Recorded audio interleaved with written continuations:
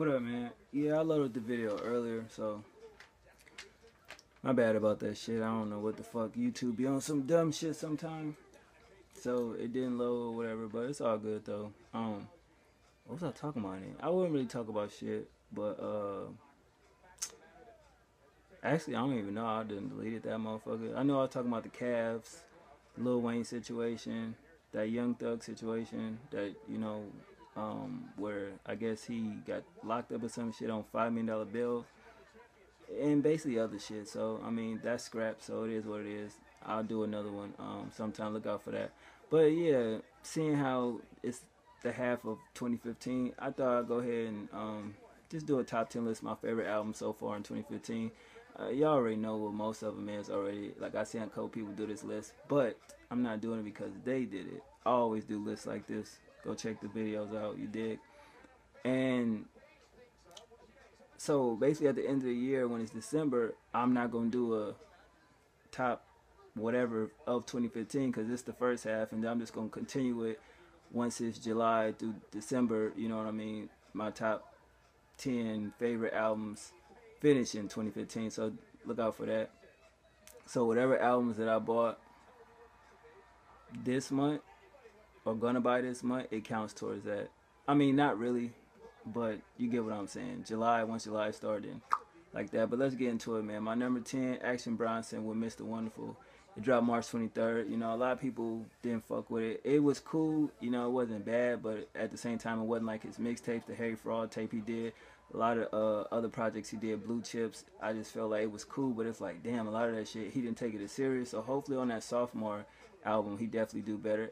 It reminded me of when Mac Miller came out with Blue Slide Park, and then he came out with Watching Movies with the Sound Off. So it is what it is. Number 9, Big Sean, Dark Sky Paradise, February 24th it dropped. You know, to me that was the best Big Sean album out of all of them. Like I enjoyed it. A lot of people didn't, but I felt like he did what he wanted to do, and that's what made it dope and different. You know, it didn't really have that commercial appeal to it. So other than that, I fuck with it. Number 8, Joey Badass Before the Money, released January 20th. Now this album was cool, but it wasn't really what I thought it would be. You know what I mean? I know a lot of, oh, you ain't said that in the review. It's not what I'm saying, but the reason why I made this list, it's not from popularity. It's what I listen to the most out of all these projects. You know what I mean? So it's like what I like. You know, don't get the list fucked up. You know what I mean? It's just, yeah, these albums came out and it was underground shit as well. But what I'm saying is when these mainstream albums drop, the reason why they at the numbers they at is because the playback, the replay value. You know what I mean? And this was one of the albums to where it was cool, but I felt like it was missing 1999 vibe, you know? But it is what it is. Number 7, Tyler the Creator with Cherry Bomb, released April 30th. Damn, really? That shit came out in April? I guess, but yeah, we all know about the album. I fucked with it. People didn't like it. To help y'all like the album even more, go back and watch his Hot 97 interviews. He got like 3 or 4 of them. It'll definitely open up your mind to a lot of different shit, but I fucked with it.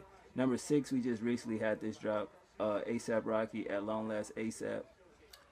It says it dropped May 26th. Is that right? Some of these dates look weird, but it is what it is.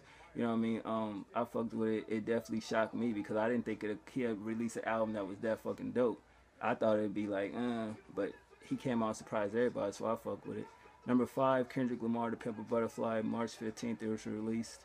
We already know what's up with that album. Of course, it's not an album you can put on every fucking day. It's definitely when you having the thought process and going through certain elements and things, you can definitely put this on and vibe out with it. Still was a solid project. Earl Sweatshirt, I Don't Like Shit, I Don't Go Outside, released March 23rd. You already know how I feel about that. You know what I mean? At a certain point in life, I was going through, you know, certain things that had me in a depressed mood. Shit, I still get depressed sometimes, and when I, you know, go through certain situations, I could put this album on, listen to it straight through, and, you know, I ain't got no problem with it. So at the same time, I fuck with it. That's why it's number 4. Number 3, Drake, If You Reading This, It's Too Late. This shit came out of nowhere. Woke up one day, looked at my phone.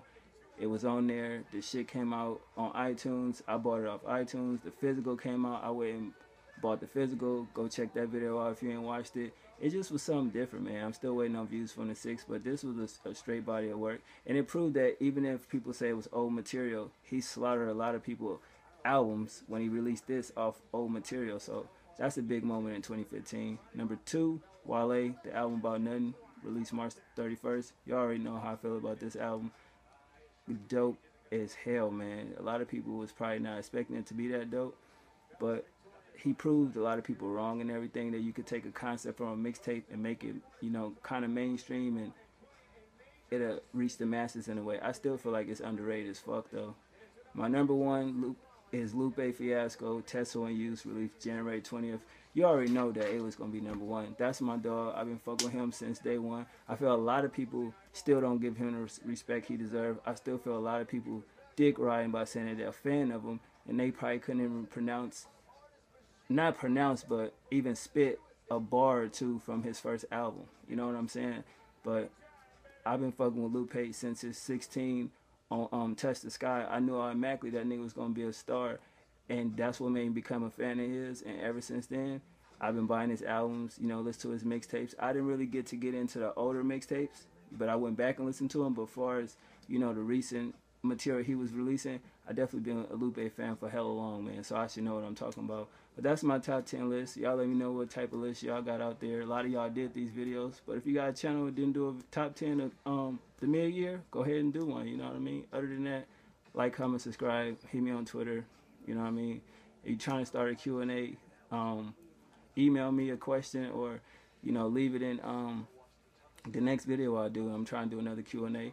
Shout out to everybody for showing support. I'm out. One.